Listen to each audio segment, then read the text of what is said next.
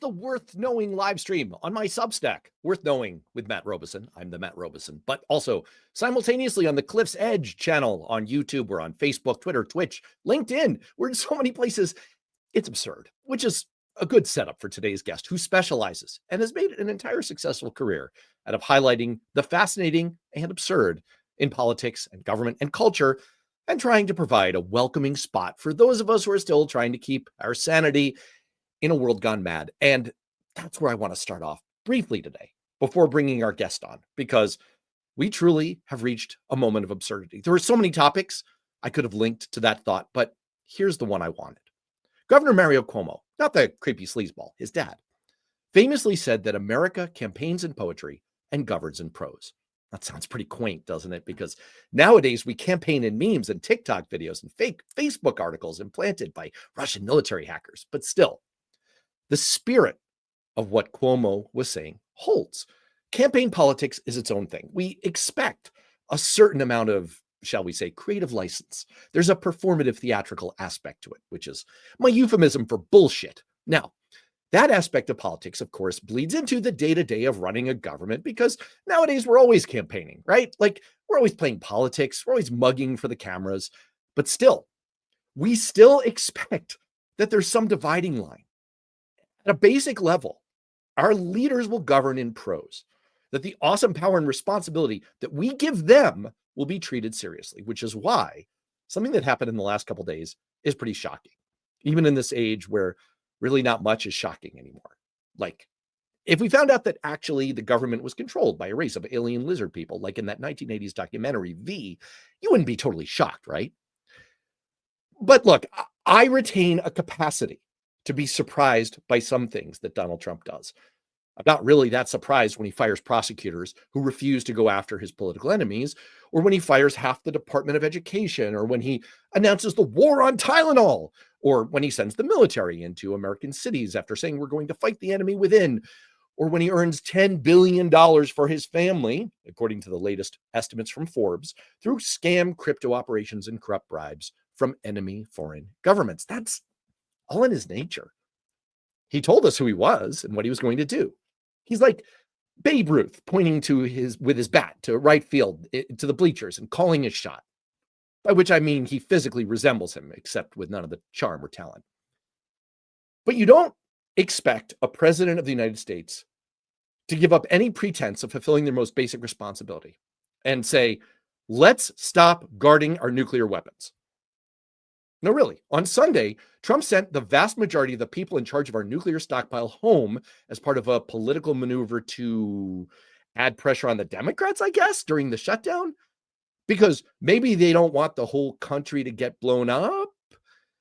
Either that, or Trump is secretly helping Doc Brown generate the 1.21 gigawatts he needs to channel into the flux capacitor in that DeLorean. Now, look, I know what you're thinking.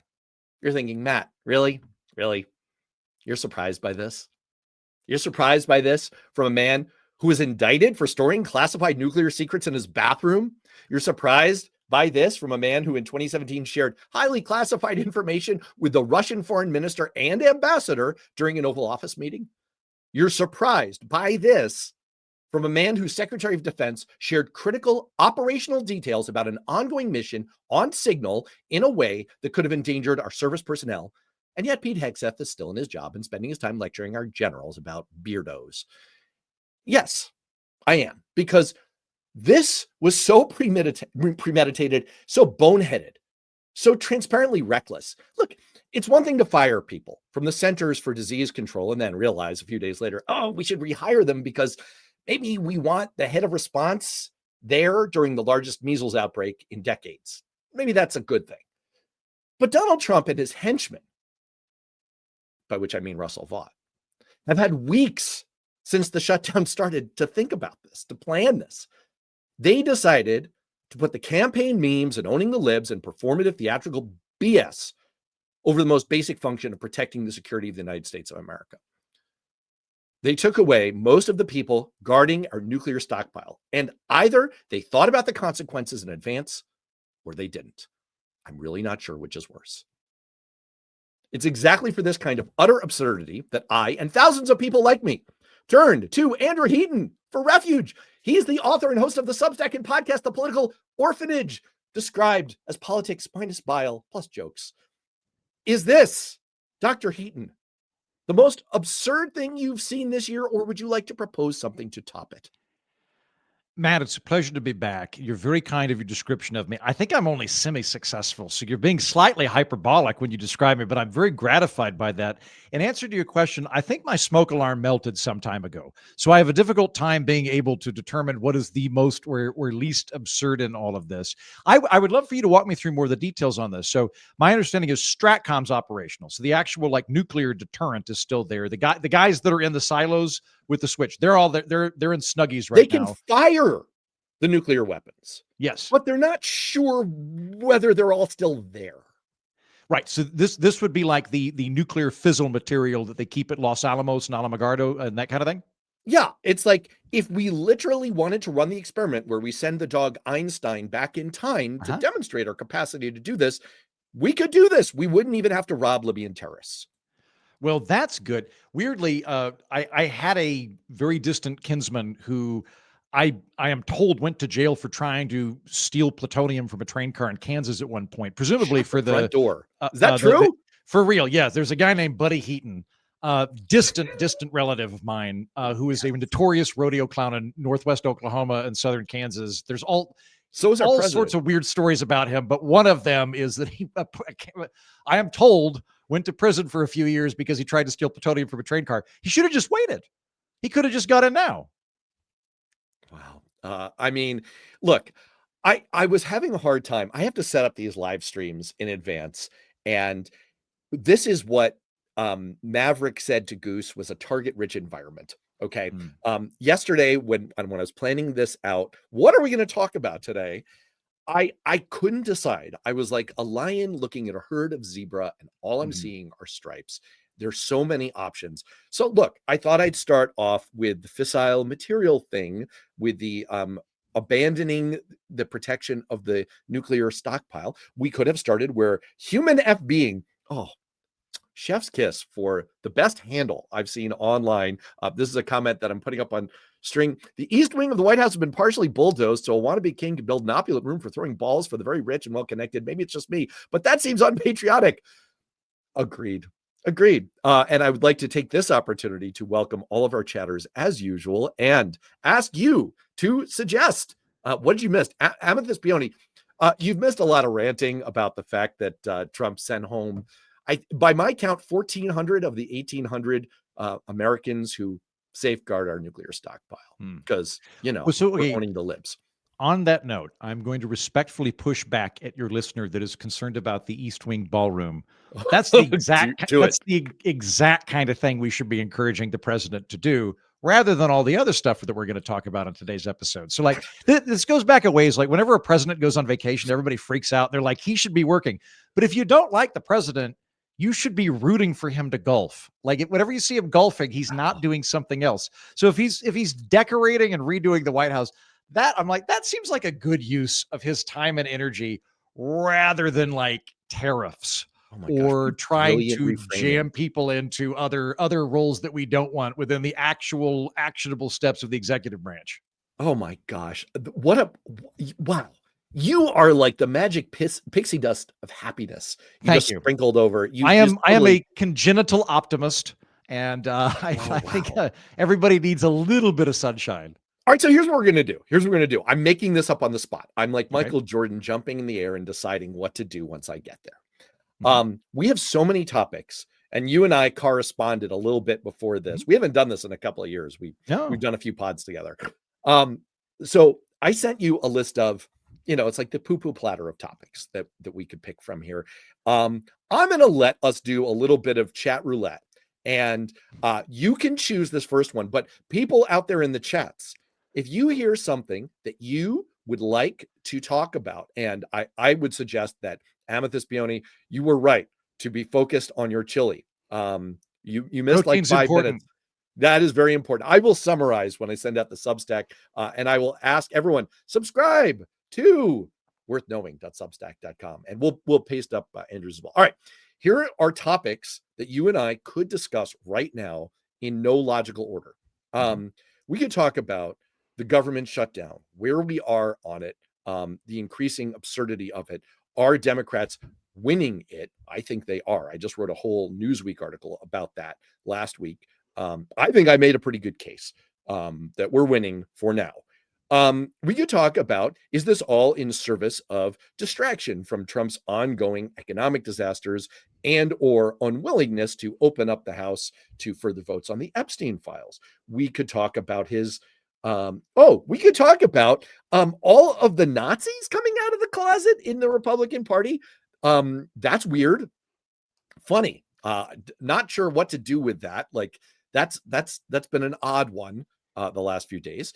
We could talk about the big piece in the New York Times that was based in part on a conversation with my guest from 2 weeks ago, Stanford professor Adam Bonica, in which they made a pretty strong case that centrism is the way to go for Democrats. He pushed back in a Substack this morning, so we could talk about that. We could talk about upcoming elections. We could talk about Israel and Trump. We could talk about the weaponization of government. I'm going to stop there. I have so many topics. You pick. You go first. Okay. Now, you're talking to me, not to the people in the chat, correct? Yeah, no, you get the first pick, and I'll let people in the chats weigh in on where they want to go. Here's how I want to do this. I think we should talk about the moderates. I think you are going to see eye to eye on that. Okay. At some point, I want to talk about the Voting Rights Act and minority-majority districts, because we might disagree, and that would be fun. It's always good to have productive alternate viewpoints on something, but I don't want to kick off with that. I want to start on something we agree with. All right, why don't we start with moderates? Okay, so we're talking moderation. We're talking about all things in moderation. Okay, and I can tell already that people would love to talk about Nazis. So we could start on that if you'd like. Let's start with Nazis. Let's start with Nazis. For those of you who have been making chili or otherwise not really like deep into the news over the last few days, maybe you were at a No Kings rally. Oh, that's one I want to talk about.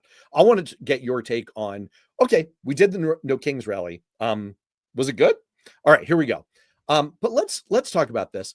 So over the last few days, Politico came out with an exclusive report a week ago in which they revealed a group of young Republicans. And I want to be clear, this is pushed back to our Vice President J.D. Vance, who said, oh, boys will be boys. Boys will Nazi occasionally.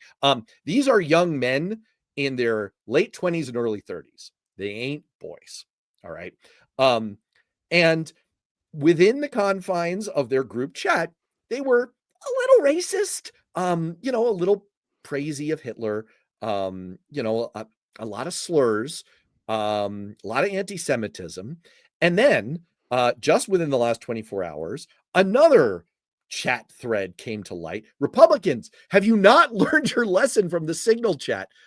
Get off of chats. Stop revealing yourself on chats.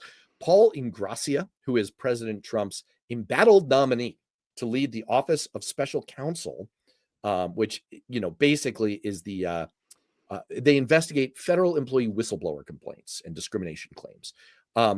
This is the guy Trump wants running that function. He said that, among other things, Martin Luther King Jr.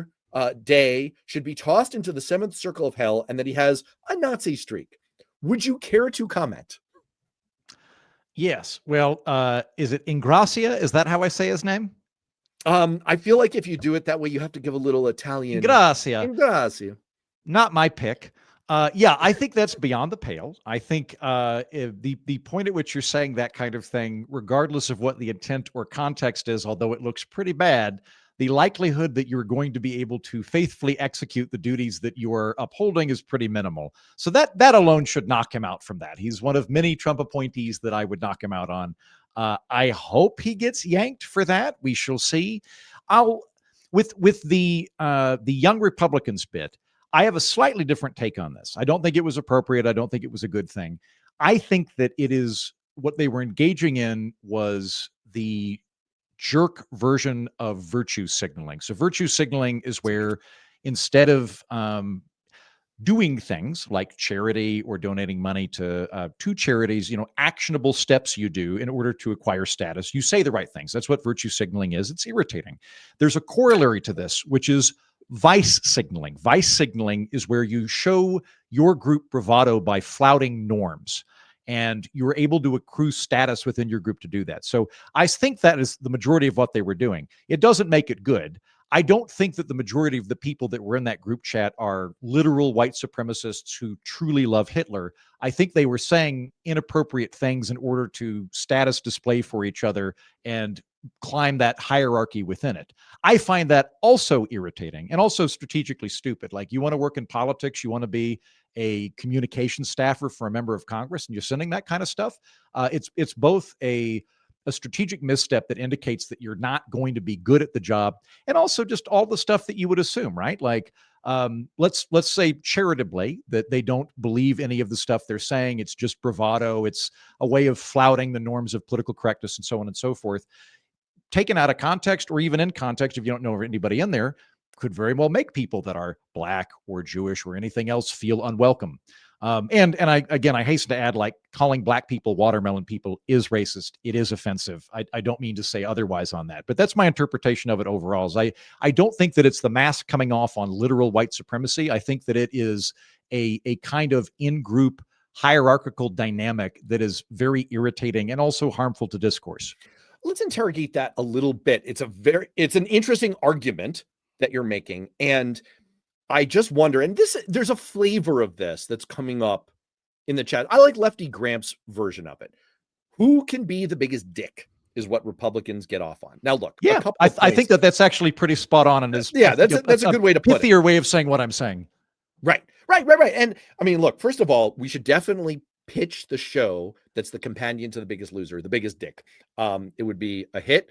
Mark Burnett would surely executive produce it. Second of all, I want to be clear that you and I both are reformed congressional staffers who, this is true. We've talked about this on this pod before, that we come from a vintage of being political operatives who actually had friends from the other party. We're like two of the last Americans left who have. I have been drunk and made out with Republicans. This is some years ago. So have yes. I. Oh, wait a second. Uh-oh. We're gonna have to look at our Rolodex to see. Yeah, to talk about this. Yes. So I'm only bringing that up by way of saying that this is really tricky. This is really tricky because I have Republican friends who, we've talked about this a lot. There's no way to piss off a Republican faster than to paint them all with the same brush.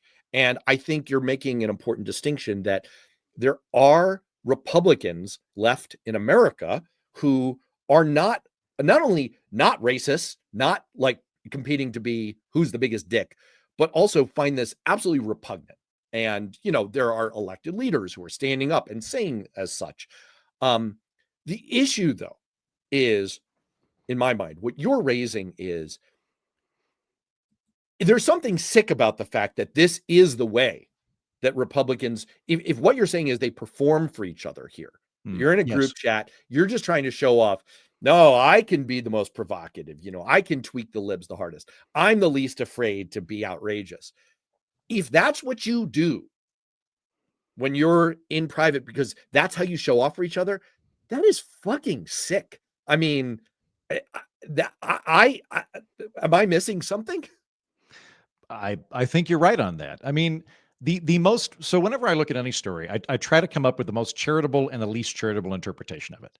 The least charitable interpretation of this story is literal Nazis, literal racists, literal white supremacists, that kind of thing. The most charitable would be, this is vice signaling. It is provocateurs in order to gain status within their hierarchy, and that it is a flouting of social norms as a means by which to show disdain for political correctness that they think went too far.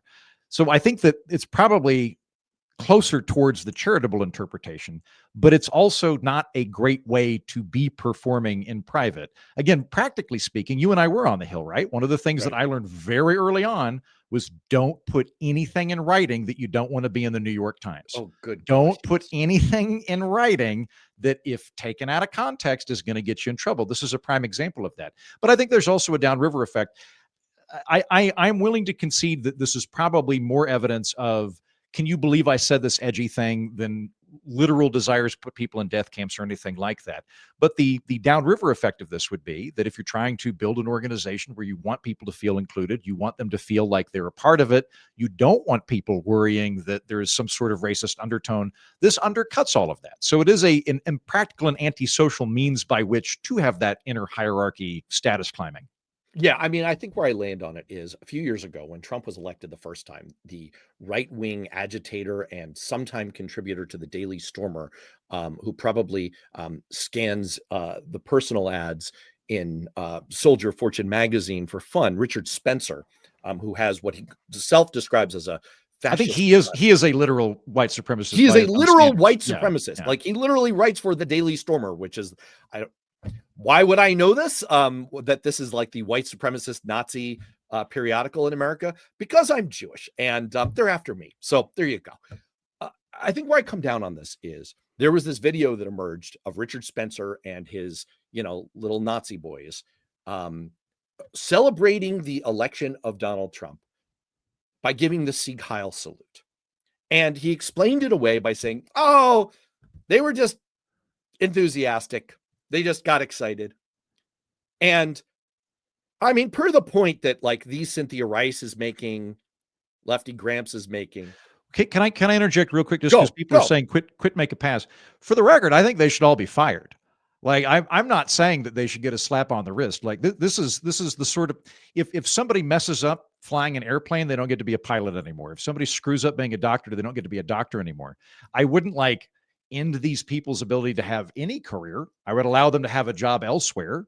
I would not preclude them from going to get a law degree or anything like that. But yeah, I think they should be kicked out of politics. Right. I have a high standard capacity for growth in one's life. Yes, I do. However, that being said, though, I couple that with, I do have a very high standard for people that work in public service.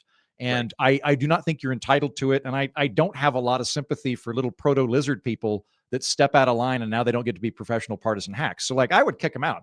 All I'm trying to do is make a delineation between what strikes me as a psychological phenomenon called vice signaling versus like, these are literal people that want to put Jews in camps or something like that. Yes, that's the delineation I make. Distinction. No, it's a good distinction. It's helpful for like at least the taxonomy of what we're dealing with here. And I guess the only point I'm making is a la the Richard Spencer episode.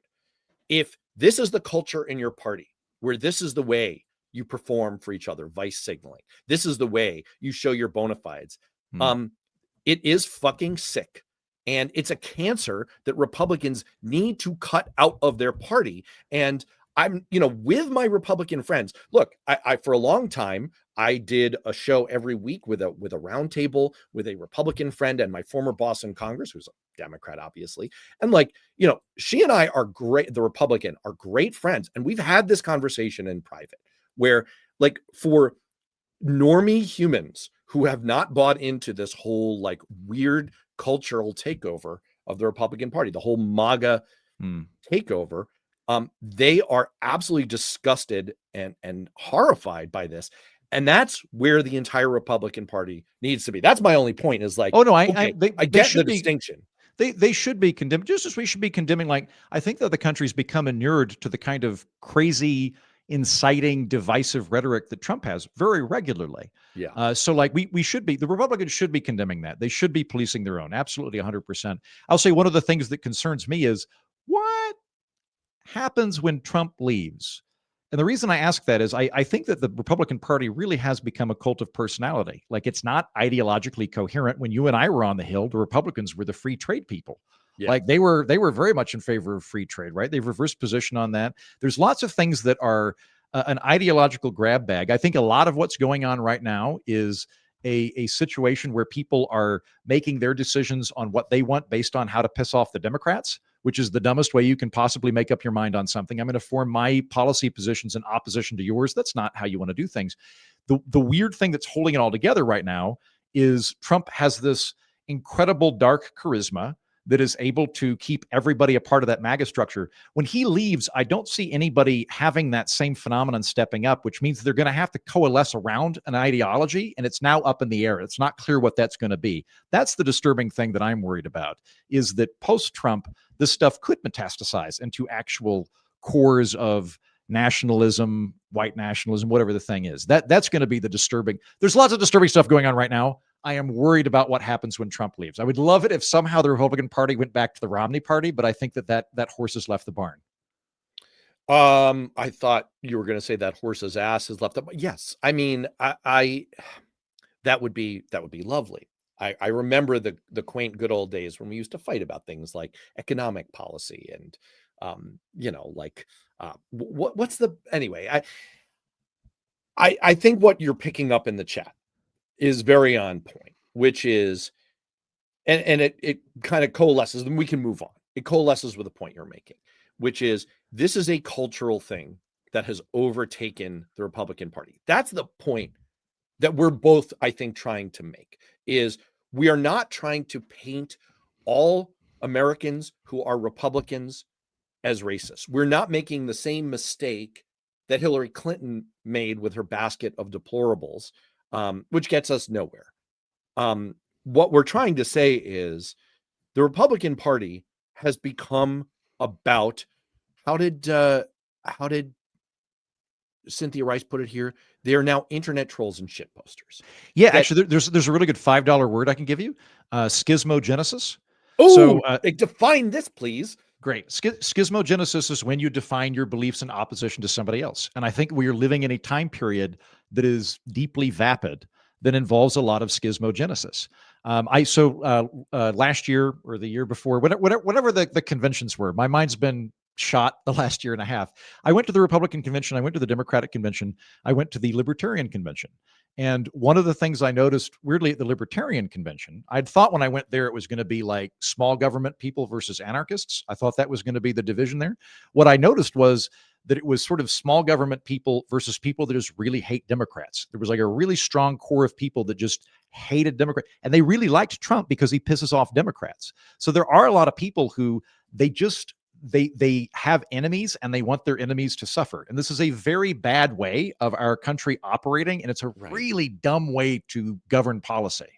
Right. There's something sick in that too. Right. And it becomes, when I'm in like chats, I get into chats too, but not in the same way that the Republicans do. When I'm in chats with my Republican friends, they will sometimes, even if they're anti-Trump, they will sometimes veer into the kinds of whataboutisms and justifications of, well, like it's very Trump-esque, right? It's like, well, Democrats started this, or, well, they kind of went after Trump. And again, what it comes down to is schismogenesis. It's the justification of, you know what? It's all okay because it's against them. And that's become Trump's raison d'etre. And it's a great bridge to the other topic, the place you wanted to go, which is, in the face of all of this, and the timing is interesting, the New York Times decided to do this massive infographic / lead editorial that I teased a few minutes ago about whether centrism is the way to go for Democrats. It's the way to beat all of this. And this, I would say, is the dilemma for Democrats in the age of Trump. It's the dilemma for me on this show. Every week, Andrew, and by the way, let me just pop up again your Substack and podcast, because one of the great things about it is what you have in your podcast is sort of like the bizarro universe, like we all have goatees version of the podcast. I'm the weird Spock with a goatee and you like are weird tassels. Is what I'm trying to tell you. Yeah, You're weird Spock. It's the version of the podcast that I sometimes have, and I keep wanting to get back to, but I keep getting sucked into the vortex of Trump. You have a really interesting, heterodox, like a range of topics, fascinating people. I try to do that sometimes, but I keep getting sucked into the vortex of Trump. And the fundamental... There's a lot of gravity to that vortex, Matt. You'll be forgiven for that. It is. Yes, it is a big, fat, slobbering vortex. Mm-hmm. And this is the dilemma for the Democratic Party. And it gets to the centrist theme. It's it's the Princess Bride dilemma. It's like, we clearly cannot choose the drink in front of us of, let's go right after each of these Trump provocations and outrages, because then we're sucked into the vortex of Trump week after week after week. And I did it this week. I thumbnailed with Trump, right? Like, my title's about Trump, but we clearly cannot choose the wine in front of you. That is, ignore all of these things. They're both full of poison. That's the smart. So I would love to weigh in on this. So after I worked on the Hill, I worked in cable television, and I was in cable television, writing intros, outros, doing research during the 2016 primaries. One of the things that I noticed at that time, now it's difficult to remember this, but if you think all the way back to 2016, during the primaries, Trump was not the favorite. When he entered the race, and Marco Rubio and Ted Cruz and um, uh, Bobby Jindal, and there were 9 different Republicans, right?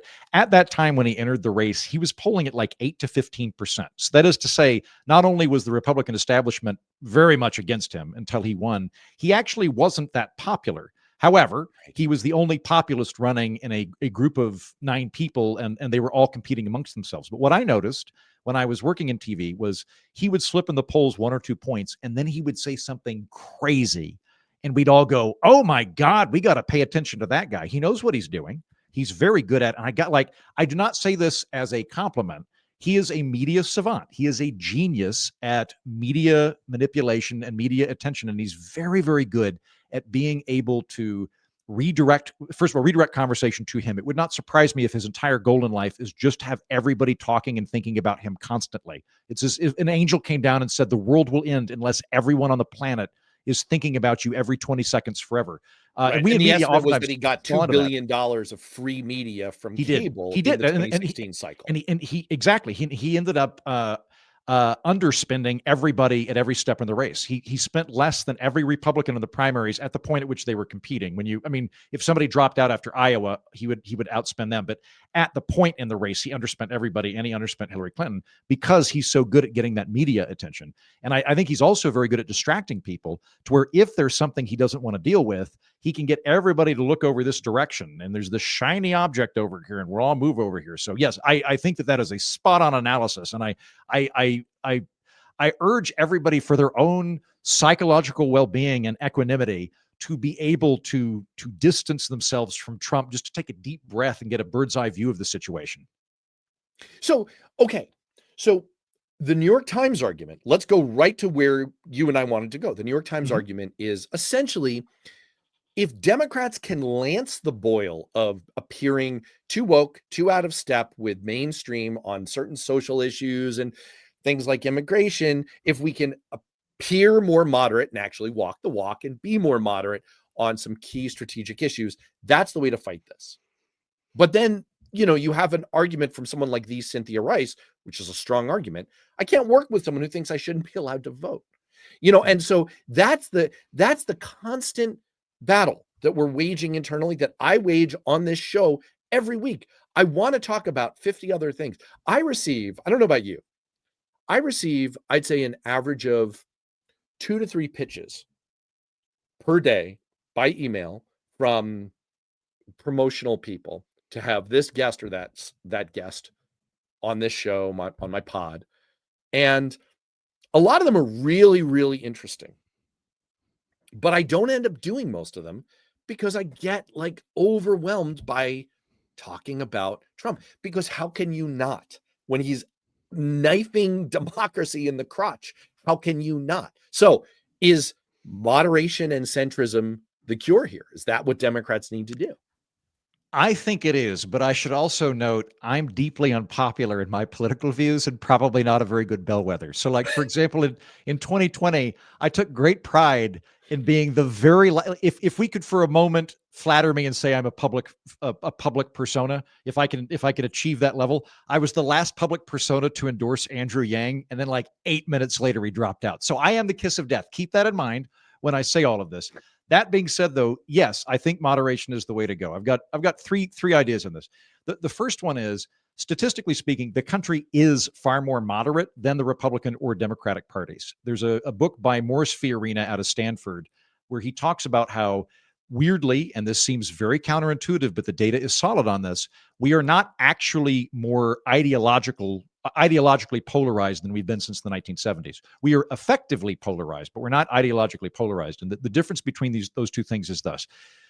In terms of ideology, when you just poll Americans on stuff they think, just stuff they think, we're way closer together on gay marriage than we were 20 years ago. Everybody agrees that, like, of course we should have mixed race marriaging. Why would that even be a thing? The positions on abortion are actually pretty similar to where they were in the 1960s. They really haven't moved that much. Most Americans think that we ought to have guns, but we should have some level of gun control. Most Americans are in favor of free speech, but think we need to have limits in terms of inciting violence. Like, there's actually quite a lot of congruence there. And the main thing that's happened over the last 30 years is not that we've become ideologically polarized, it's that we've become far more sorted. And that creates these bizarre statistical mirages. So when I was on the Hill, I think you as well, I worked for a Blue Dog Democrat. Were you worked for a Blue Dog, Matt? I can't remember. I think we overlapped. That's right. So like when we were there was a larger and actually pretty powerful wing of the Democratic Party that would have either styled itself as moderate Democrats or even conservative Democrats. There would have been several people that would have called themselves conservatives. You go back a little bit before us, maybe 10, 20 years before us, you would have found liberal Republicans. Roscoe Bartlett would probably be the only one left when you were there. But if we go back to like Rockefeller, like Nelson Rockefeller would have said he was a liberal and he was a Republican. So starting around 1990, that divergence happened to where today, if you are a conservative, you are almost certainly a Republican. If you are a progressive, you are almost certainly a Democrat. And about half the country, myself included, has opted out. I'm an independent. I'm not in either party. I have my preferences, but I'm not in it. So there's this odd phenomenon that's happened where the actual American people, when you're looking at us as a whole, we are more convergent than we were in the 60s. We're not actually that extreme. But the parties themselves don't have the larger bases that they used to have. They're much more narrow in terms of their ideological bandwidth. And that's accentuated when you look at people in politics and in media who tend to be far more ideologically coherent.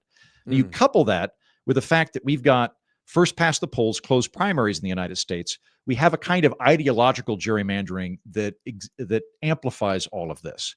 So if I am running in Gomorrah, Oklahoma for Congress, and my district is 80% Republican, I know I'm going to win the general. I don't need to worry about that, which means that I'm really only running against other conservatives, and the people that rock up to primaries tend to be the most motivated voters. It's not like, even within the Republican primaries, the people that are showing up are the most conservative, and they're not emblematic of the entire Republican Party, let alone the entire district. So you get candidates that end up being a kind of cartoonish extreme caricature of the most extreme elements of their parties.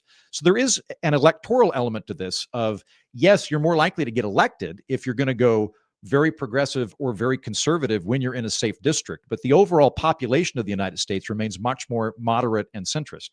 Now, to bring it on home, in terms of where the Democratic Party is being confronted with, I think you've hit the nail on the head, Matt. The Democratic Party is trying to figure out, is the issue that we need to move to the center and have a very broad tent that appeals to a large swath of America, or B, does that just make us Republicans light? And why would they vote for Republicans light? We ought to elect Bernie Sanders or AOC or something like that. I'll say on my end, as an independent who tends to vote Democrat, I like Jared Polis. I like Julian Bashir. I like Democrats that strike me as pro-math, who think markets are good, but we need to have regulations for markets in order to deal with negative externalities, market failures, fraud, so on and so forth, right? That is very different than the Bernie Sanders wing of the party, which I think appeals to a narrow range of typically affluent white Americans that will predominate within certain echo chambers, but are not emblematic of the overall constituency. So I don't want the Democratic Party to go hard left Bernie Sanders. I would opt out at that point. I'd be more likely to vote third party. Whereas if you have a broad tent, I can vote Democrat. I'm trying to decide whether I have 3 or 4 responses to what you just said. I think I'm going to go with 4. Okay. But I'll try and keep them quick because 4 is a freaking lot. Number one, I want to acknowledge the fact that there's a fascinating side conversation going on in the chats about monitoring by technology and how much you have to juke out your devices so that they don't surveil you. I think we all agree as Americans that that is extremely obnoxious and creepy, that the tech companies are reaching so deeply into our brains, and it is very disturbing. And per my comment earlier about how delightful your podcast is and what a wide range of topics you cover, I actually did manage last week, not on the live stream, just on a traditional old-fashioned podcast, to have a really interesting, like maybe the most interesting conversation I've had so far up until this very moment, conversation with an expert on what AI is doing, not just in the future, but right now to government and politics. It's truly, it was really eye-opening for me. It really changed my perspective on it. So worth knowing.substack.com. You can find that episode of the Beyond Politics podcast. Number two, yeah, I think your point about how it's both maybe moderate and centrist isn't even the right set of terms to describe how Americans feel on issues. It's much more like the description of the guy whose head is in the icebox and his feet are in the fire. And on average, he feels fine. He's somewhere in the middle. And you go back to Barack Obama, right? He spoke of worshiping an awesome God. He criticized companies for undercutting wages by hiring illegal workers, said he was open to restrictions on late-term abortions. He angered teachers' unions by favoring accountability measures. He initially opposed same-sex marriage. He argued that his daughters should not benefit from affirmative action. He criticized government waste, and he was hawkish on many military issues. The point is, he was trying to kind of capture that heterodox. It's not just all one thing, liberal, conservative, ideologically pure. It's many things at once that Americans feel. Point number three, I think we need to do both. The resolution to me of, do we fight Trump or do we talk about, the issues that we think are really going to resonate, is we need to do both. We need to ask voters constantly whether all of this corruption is what they voted for, and what's it doing for you and your grocery bills. I think the answer is nothing. Anti-corruption and grocery bills would be a great platform for Democrats to run on. I think a significant part of why Trump won the last election was inflation was happening. I think the Biden administration and the Fed made a reasonable calculation that it would be better to have inflation than unemployment, and they went that direction. People hate inflation, and Trump, who is not solving inflation, just went, inflation's happening. Like they don't care about you. Eggs cost too much. And he was able to emotionally tap into that. Now, putting tariffs, what are in effect taxes on imports, is a dumb way to solve inflation. That's only going to increase costs. That is literally what we're seeing right now. The materials that we use to build homes are going up. That makes homes more expensive.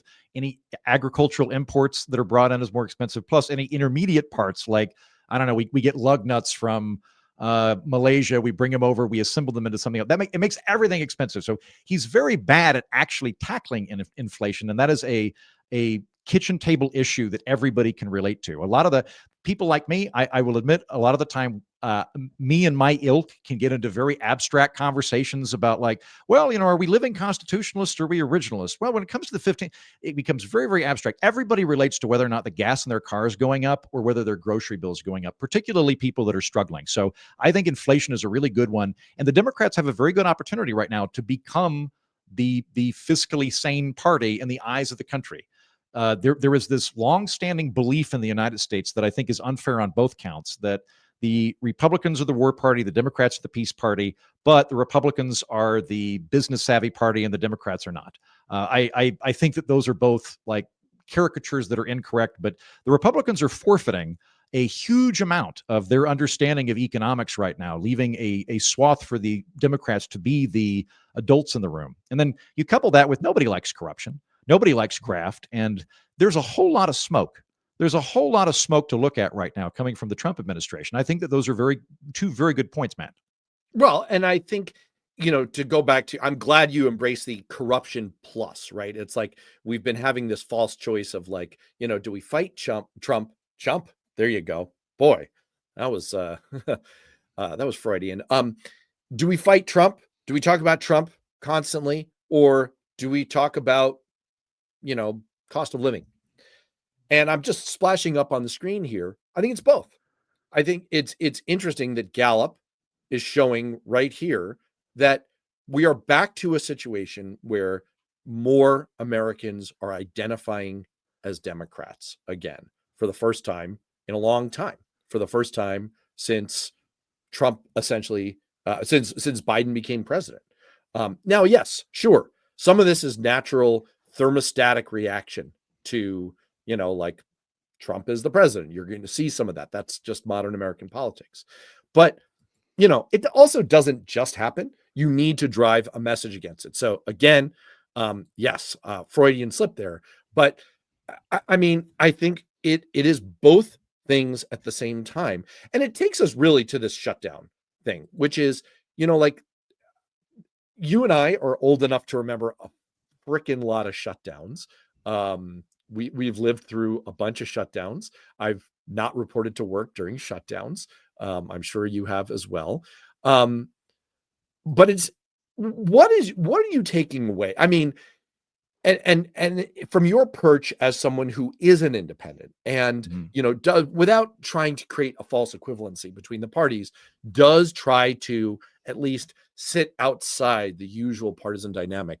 What are you taking away from the shutdown and the dynamics of it? I am really bothered by the shutdown. I think that on my end, just so people kind of know where I'm coming from. Yes, I'm an independent. I feel very strongly that I want to respond to politics rather than react to politics. I want my positions to be my own positions rather than me freaking out. So I work very hard to come to my own conclusions and to make sure that I am approaching things not from a position of panic or I have to do this particular thing. Nope, I make up my own mind. So you're right. I'm flattered by that. I am an independent. I'm happy to hold that card. One of the long-term things that really bothers me about all of this, Matt, is when you get too much gridlock and dysfunctional government, that is when people start going, well, this is all nonsense. This is all just sclerotic proceduralism that's holding things back. What we really need is a guy to come in and bust some heads. And the longer this kind of thing goes on, the more people go, well, I don't know, that whole checks and balances system thing just seems to be slowing stuff down. Why don't we get a guy to come in here and knock everything down? I don't like that. I want there to be checks and balances. I want the institutions to function well. I probably want the government to be smaller than you and your listeners, but I do want it to work well. I want it to be competent and effective. And so the shutdown overall, I think, is completely contrary to that. Now, where I want to kick it back to you, Matt, is this. I do not have the same level of knowledge that you have in terms of this. So when I look back at the shutdowns, normally when the shutdowns have happened in previous years, it's usually been the Republicans have controlled one of the houses. And like with Gingrich and Clinton, it was the Republicans controlled Congress, but Clinton was in the White House, correct?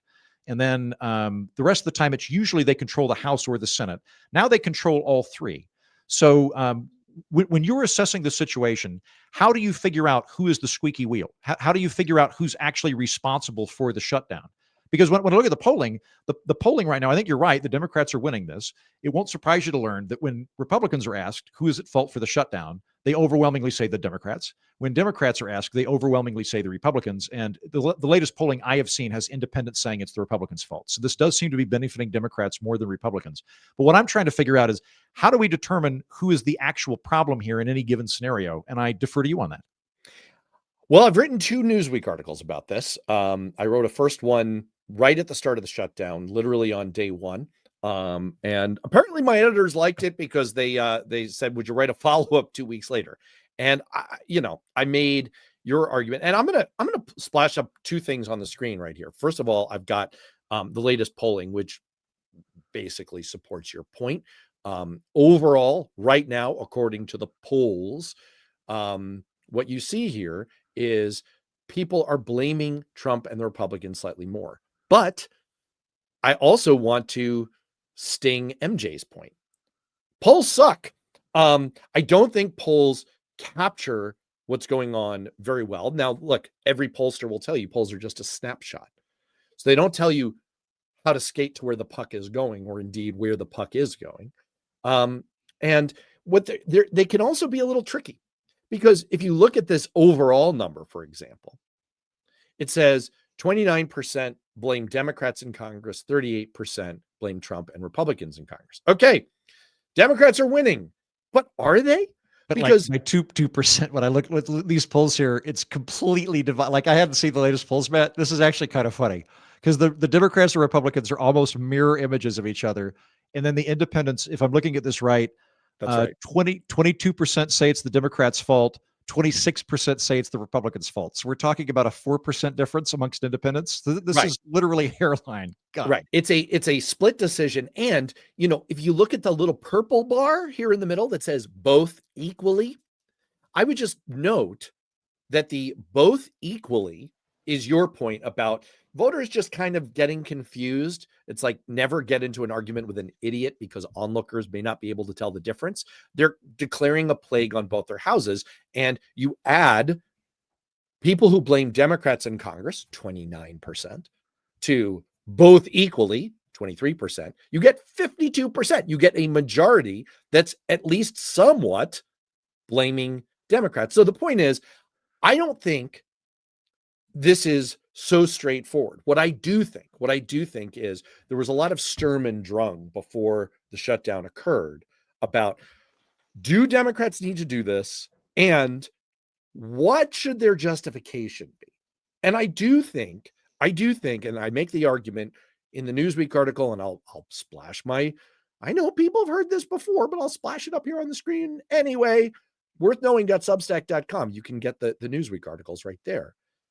I made the argument that yes, Democrats had to do this because it was the only way to achieve some unity and some common purpose and some trust in the leaders of the party going into the midterms to be able to fight effectively in the midterms. If you want to beat Trump, you had to do it. You had to show some fight. And I think the experience thus far has borne that out. The other thing is some cynical pushback on that. And no, but you push. Go. I want you to correct me on this because I am not as confident in my assessment of this as a lot of things, right?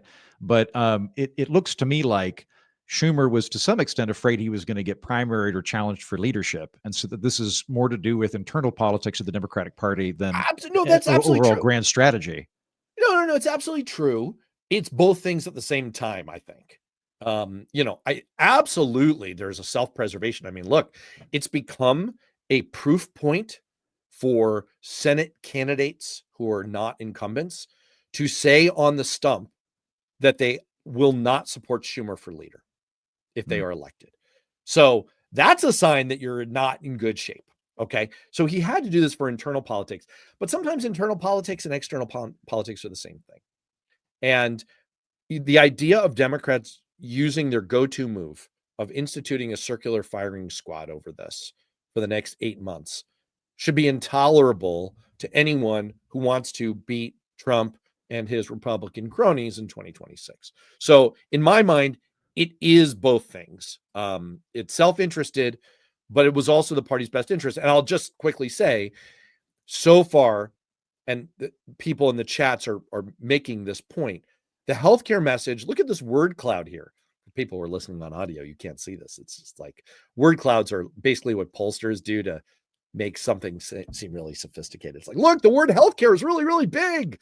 But it does convey the point that this is what is coming to people's minds. The healthcare message is breaking through here. And as people are saying in the chats, what Democrats are banking on is that as people start to see the premium increase, which is estimated to be up to 114% increase, that they're going to see in the ACA marketplaces when they open enrollment season starts on November 1st. When people see that, it's only going to strengthen the Democrats' position. They might be wrong about, Democrats might be wrong. They might be wrong about that. But for me, for now, it's working, but I'm not sure if that's going to persist. And then this isn't pushback. This is a clarifying question on mine. Weren't they basically doing a continuing resolution from the budget that was from the Biden years? Like, isn't that what they were voting on? Was there was a Biden budget, and since there's not been an actual budget since passed, the Democrats are not passing a continuing resolution of the existing Biden budget? Because that does make me think it's the Democrats' fault in the sense that, like, that's the old budget we previously agreed to. But again, I defer to you on this because it's probably more complicated than that. Well, yes and no, because they passed the one big, beautiful bill on reconciliation. Okay. So there are changed funding levels in there.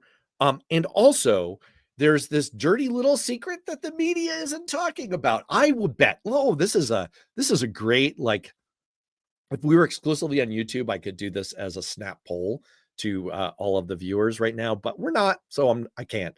But just in the chat, if people want to indicate, have you heard about rescissions? Have you heard about Trump clawing back money for foreign aid, for example? I'm going to wager that you have. You've heard about, like, oh, he $4.9 billion he took back. It's a rescission. That's terrible. What people have, which not, I think we sorted with the Supreme Court in the 80s, if I'm not mistaken. Because we sure did. That was a power that the president was exercising under Nixon, where Nixon would go, I know that Congress has already passed this bill, but I don't think the money's being spent correctly, and I'm not going to spend it. And then the Supreme Court went, you can't do that. Congress allocated the funding. You got to execute the funding. So I think we already dealt with that. First of all, when you were doing your Nixon, which is very, very good, it makes me very relevant. The only president I can do, which is Obama. Please, I want to hear it. No, but the problem is, I can only do 2 words. Nothing else. I can only do, that was pretty good. Okay. My God, you see, you threw me off with the Nixon thing. The thing that is not reported on, my first job in Congress was for the House Committee on Appropriations. That's the committee that gives out all the money. And they have put out a series of very interesting press releases that no one is covering. Are you aware that there is not $4.9 billion in rescissions, but $400 billion that Trump has just evaporated? He is simply not spending it. I know politically this seems like, well, smaller government, that could be good, less government waste. No, this is funding that goes to American farmers, to American communities that need stronger electric grids, that goes to programs that benefit Americans and that benefit American businesses and farmers. And it's just evaporated. One of the factors that's probably restraining our economy right now is you evaporate that amount of government spending, it goes into the macroeconomy. And so to your point, a continuing resolution wouldn't just be a straight line from Biden spending levels, because we're not spending Biden spending levels. Okay, due to the rescissions. So, like the big beautiful bill in effect was a budget that was done through reconciliation, or alternate. I just want to make sure I'm following you here. Because Trump is simply not spending. Yes, rescissions, but Trump is simply not spending congressionally authorized and appropriated funds. And yes, by the way, there is a law on this, the Congressional Budget and Impoundment Act of 1975, if memory serves, because I wrote about this recently on my Substack. And yes, he is just breaking the law, the law. So can I add a little bit to that, please? Matt, I do think that the government's too big. I would cut the government down. I would cut spending down. But there's a smart way to do it, and there's a dumb way to do it. So when Doge was still operating at the beginning of the year, and Elon Musk was going after things, let's take, say, the FDA, for example.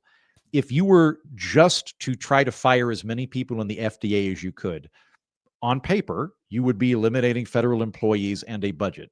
So, like, there's a metric by which you'd be doing that. But if all of the regulations are still in place, all you're going to do is drag out the process by which you get pharmaceuticals approved. If normally you have 100 people that are dealing with pharmaceutical approval processes in the FDA, and you fired all of them, now you just take longer to get all of the things done. So there are things that ought to be cut, but it ought to be in a way that is strategic and intelligent. And I hasten to add lawful, which is a very important thing too. Even if there's stuff that I would cut, there is stuff that I would cut.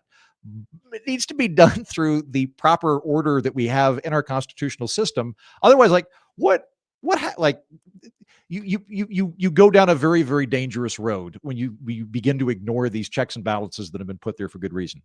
You're making a deep point. And I want to link it to the prior conversation we were having. What you're essentially arguing is that Democrats have gotten ourselves pigeonholed into being defenders of the status quo, of saying, well, Trump is doing this and it's outrageous, and he's eliminating all this funding with, a stroke of his pen, which is unconstitutional, and therefore we're against it. And what it means is we're in the position, we Democrats, of defending institutions, defending the way things are. And that's strategically a bad place to be. The better place to be is to say, yeah, we want to, what you just said, basically. Yeah, we could have a government that is slimmer and stronger and better and more focused at creating jobs and helping small businesses to thrive. But we're in favor of change. If there's one consistent theme in American politics that has dominated the last 50 years, it's that people are desperate. They're angry for change. 75% of voters in the run-up to the 2024 election said that they think the system is so deeply broken that it either needs fundamental change or to be done away with entirely. I don't even know what that means, right? Maybe the Republicans in group chats mean a Nazi takeover. So, what Democrats can't do is allow ourselves to be like, well, we just got to keep going with the way things are, because, again, I think it's a lot more nuanced. I think we have to be against what Trump is doing because it's corrupt and illegal. And most importantly, because it's not helping you. It's not helping with your grocery bills. Speaking of which, I want to be respectful of your time. It is 3:00 Eastern. We've gone for an hour. We didn't get to even close to the. I talked too much. Dang it all. All right, look, let's do one more story. You got like 2 minutes. Do one more topic here. I'm having a good time. Go for it. I want to do a fun kicker. Okay. I want to pick the funnest story from the last few days. And honestly, they're all such bummers that it's not hard to pick the funnest story. So here you go. This is the story of the military mishap in California. Did you hear about this?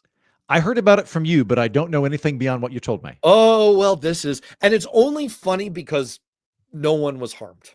And it's also funny because of Trump incompetence. So, a live artillery shell exploded over Interstate 5 during Marine Corps exercises that were being attended at the time by Vice President of the United States, J.D. Vance.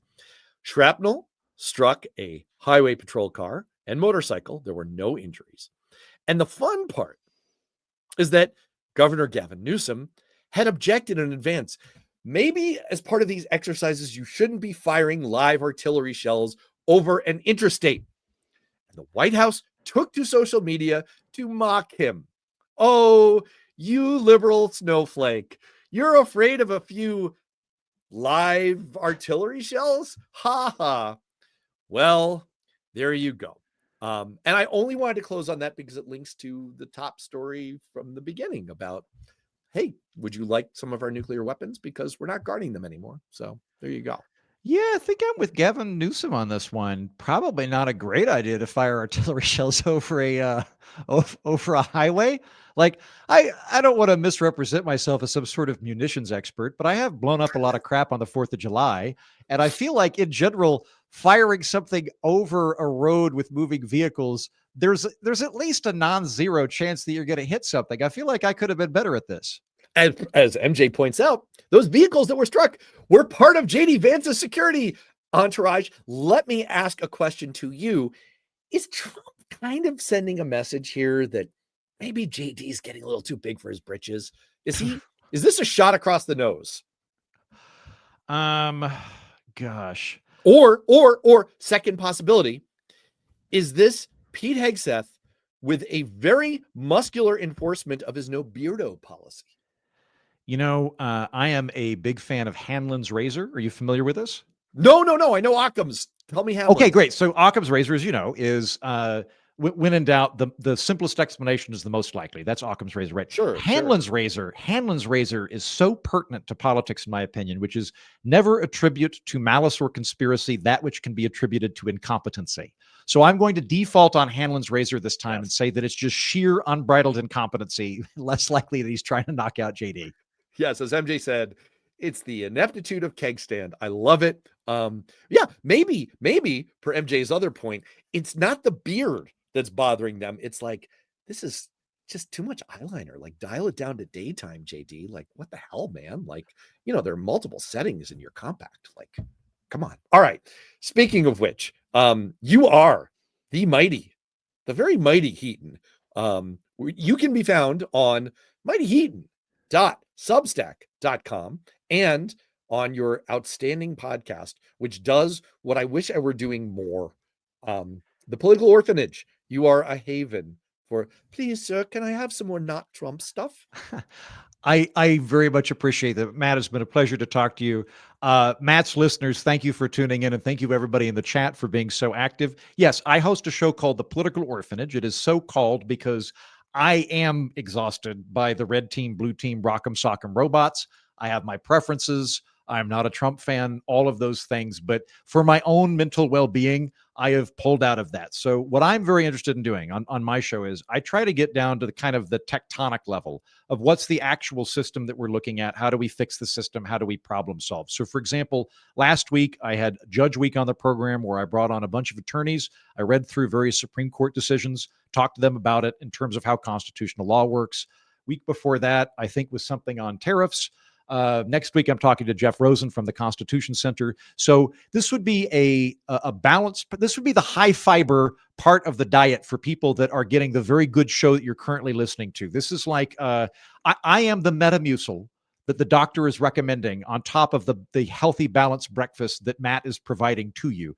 But if you do feel overwhelmed by the Trump stuff, I really don't talk about Trump that much because I don't want to. So it might be a nice oasis for you, and also a good respectful place for encountering other ideas. I make it a point to really probe at things. I like cognitive dissonance. I think cognitive dissonance is good. I like being challenged. I would say the majority of my audience is composed of people who are surprised that other people can't be friends that they disagree with. And so if that sounds like you, come on over.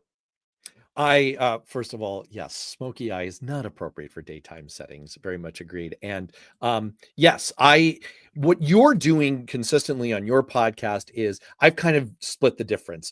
This Tuesday live stream, even though it is, somewhat broad, I do focus on, if you're doing Metamucil, I'm doing Metamucilini a lot on Tuesdays. We are getting your RDA of Trump, which for some people might be zero.